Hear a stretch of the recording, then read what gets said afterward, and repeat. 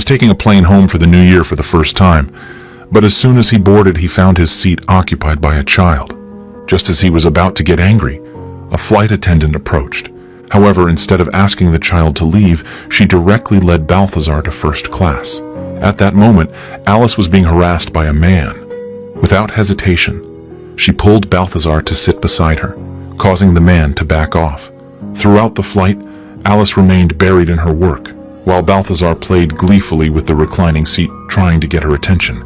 But this career-driven woman could never have imagined that the boy in front of her would completely change her life. Just then, the plane suddenly encountered strong turbulence, causing the aircraft to shake violently. All the passengers fell into panic, even the flight attendants. As the turbulence grew worse, the cabin plunged into darkness. Instinctively, Alice grabbed Balthazar's hand. Balthazar didn't pull away, but he was visibly tense, so nervous that he couldn't utter a single word, his heartbeat racing to the point where he barely dared to breathe.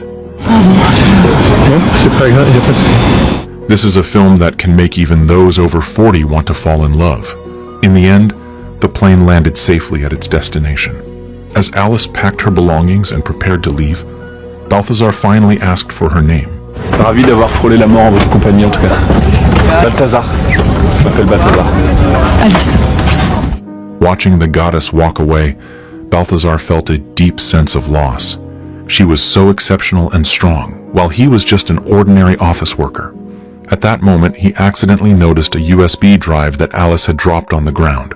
Without hesitation, he unfastened his seatbelt and ran after her. However, Alice had already gotten into her best friend's car and driven away. The next day, Alice walked confidently into the company. Her aura commanded respect, forcing everyone to greet her with admiring smiles. Yet behind her back they sneered, calling her an unromantic old woman. Alice, however, didn't care about the gossip. She focused solely on her work, determined to become the next editor-in-chief of the magazine. But to her surprise, Vincent gave the position to Lisa instead.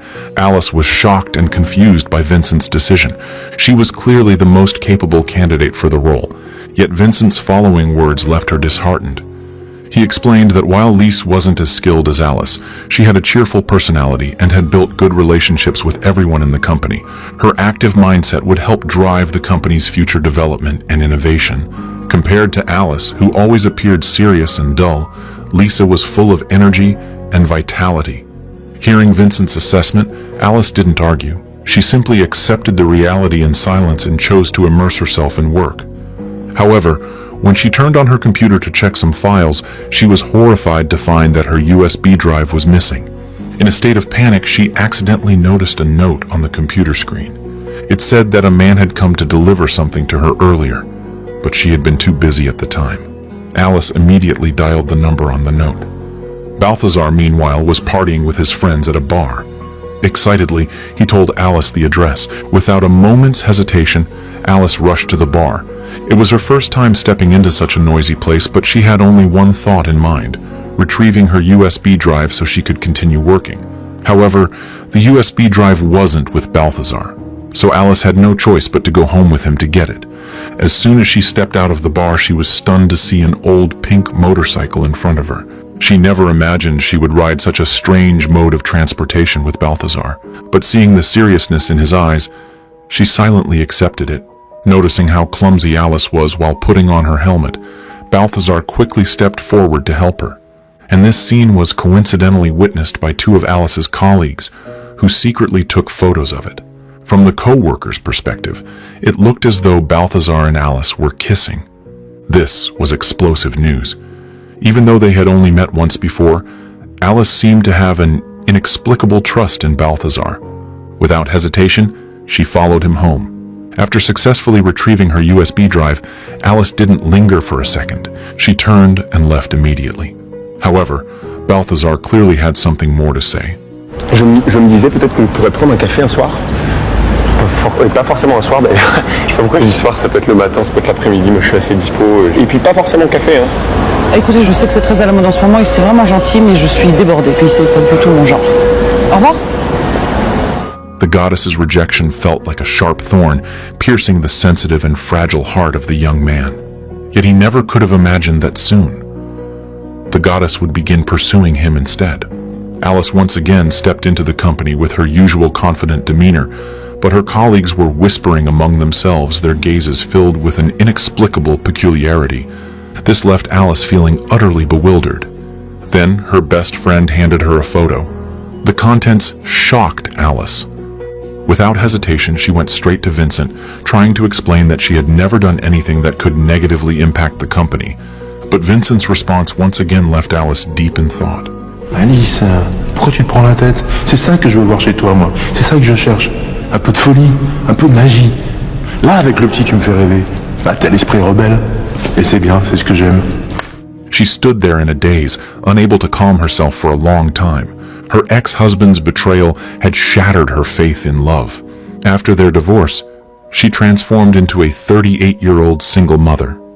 Her life revolved solely around her daughter and her career, and she had never once considered her own romantic future.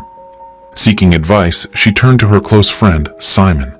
Simon urged her to start a new relationship as soon as possible. Not only would she find a companion, but she could also provide her daughter with a complete family.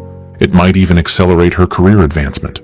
That evening, Alice returned home, turned the speakers to maximum volume, and poured herself a glass of red wine she hadn't touched in ages.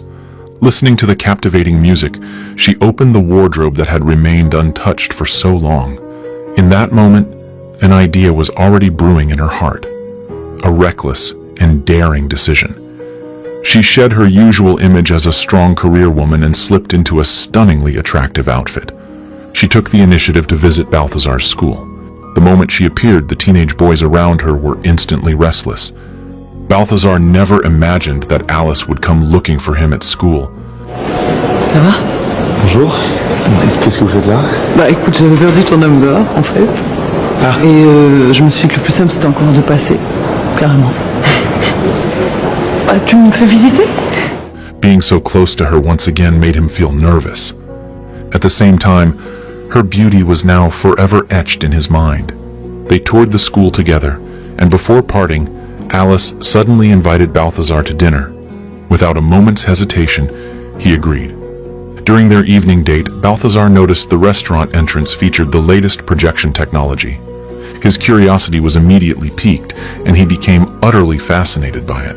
This time, Alice chose to indulge in his excitement and joined him in the fun.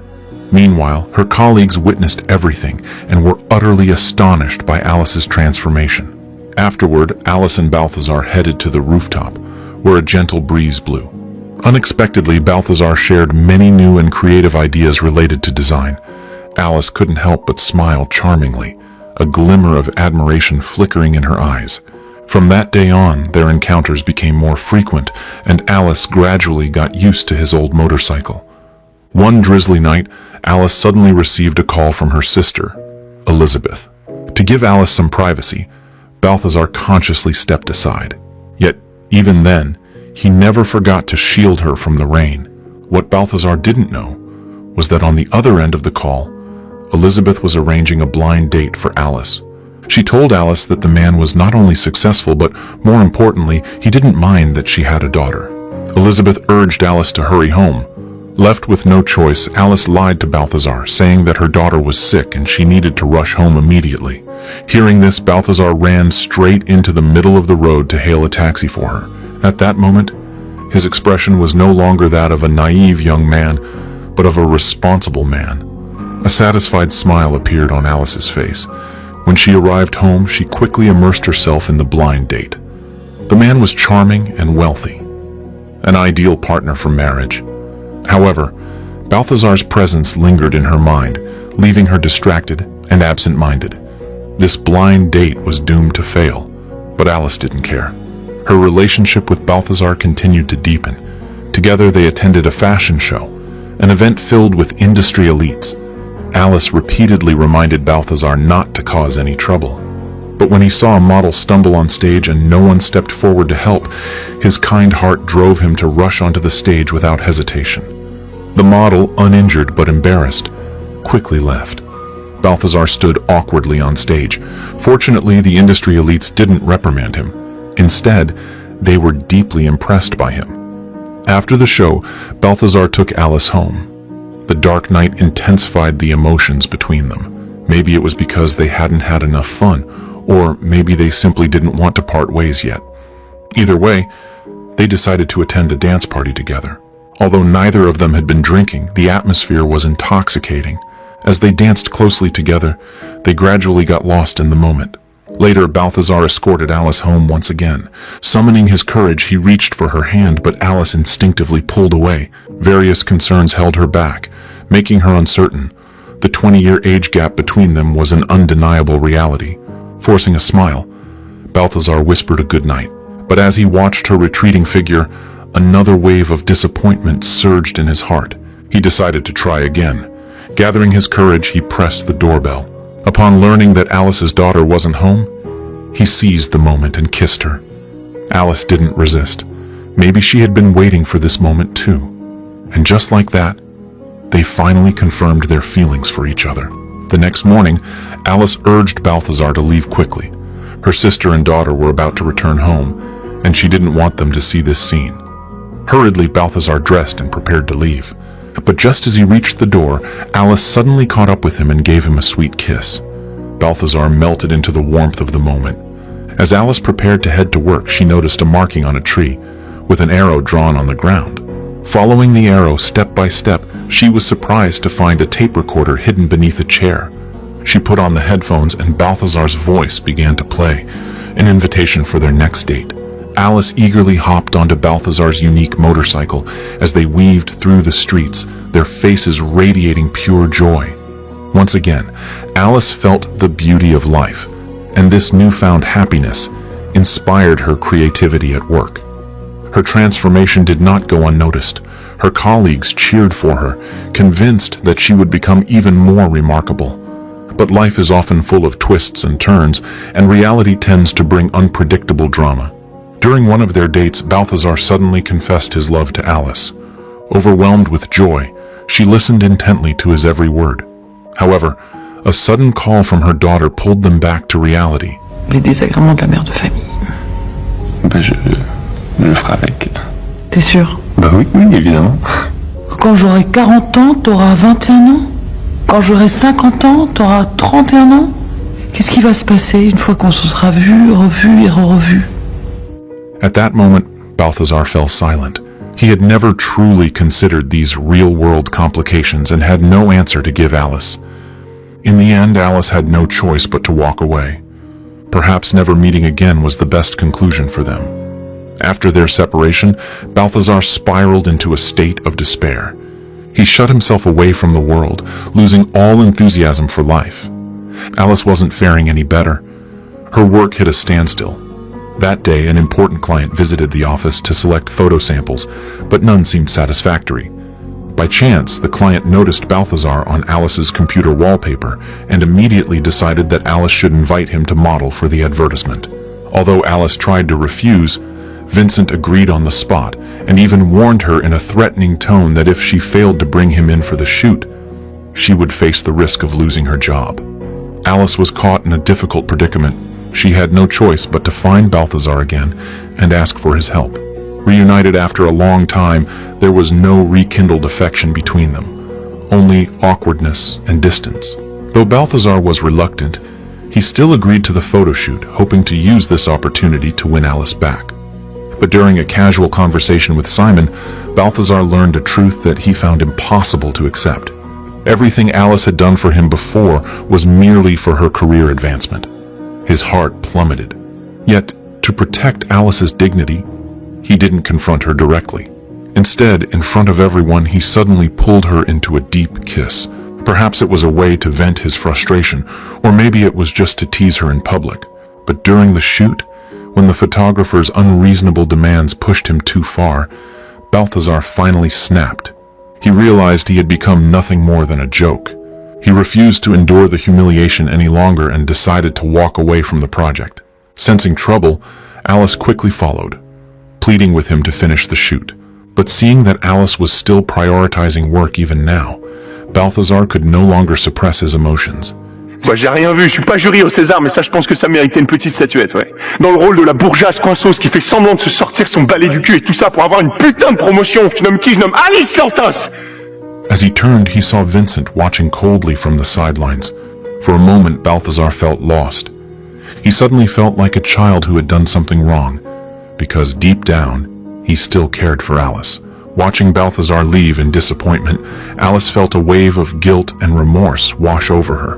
Later, Alice lost her job because of this incident, and she also lost herself. But only in such a low point could she truly listen to the voice of her own heart.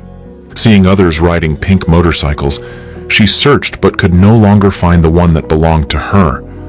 The old signpost still hung on the tree by her door, but now it had lost its arrow, its sense of direction. Silently, Alice pulled out the recorder. The moment she heard Balthazar's voice, she felt an unprecedented sense of security.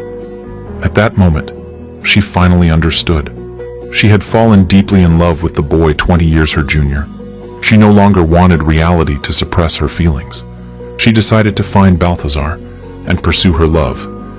She went to Balthazar's school and barged into his classroom, only to be mistaken for a substitute teacher and asked to give a lesson to the entire class. Frozen under the weight of everyone's gaze, Alice was at a loss. But when her eyes met Balthazar's, she made her choice. She decided to be brave once more for her own happiness. J'étais nulle, Balthazar. Je pense à toi, mais tout le temps, en fait. Ces nuits-là. Je faisais pas semblant. Et juste un truc. Oui. Une fois qu'on sera vu, revu, revu, qu'est-ce qui va se passer, hein? She said nothing. Instead, she leaned in and kissed him. In that instant, she cast aside all worries of age and societal norms, embracing the one she truly loved. Love is often unpredictable. It allows us to find the right person amidst the chaos of life.